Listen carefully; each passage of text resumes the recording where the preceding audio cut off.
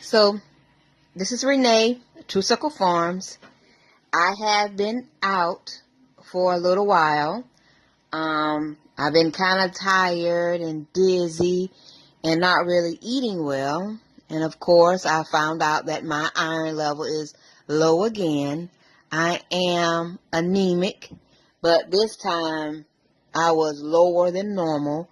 My hemoglobin was at a 5. My iron level was at a 2. My ferritin level was at, I think, like a 1.5. So everything was low. So that's why I wasn't in the garden as much, because I've been so tired and dizzy and just not feeling like, getting into the garden as much. So I talked to my doctor about being dizzy. He took my blood work and everything was low, like I said before, which brought me back to the hospital to get iron infusion. I am a patient or client, whatever you want to call me, that I don't take blood. I am against blood. I am not a Jehovah's Witness, anything like that, but I don't. If there is another way for me and I can live where I don't have to take blood, I'm not going to do it.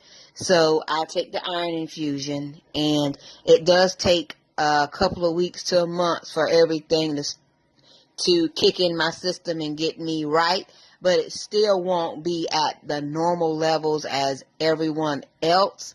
But I'm fine with that, because for me, it's my opinion that I shouldn't take blood. But if it's important for you to, then you do that. But this is one of the reasons why I haven't been posting videos. I have been tired and my iron has been low, but I'm feeling a whole lot better lately this week. So hopefully some more videos will be coming out soon, and I will be back on my regular schedule. Thank you. Y'all please stay tuned, like, comment, and please do subscribe.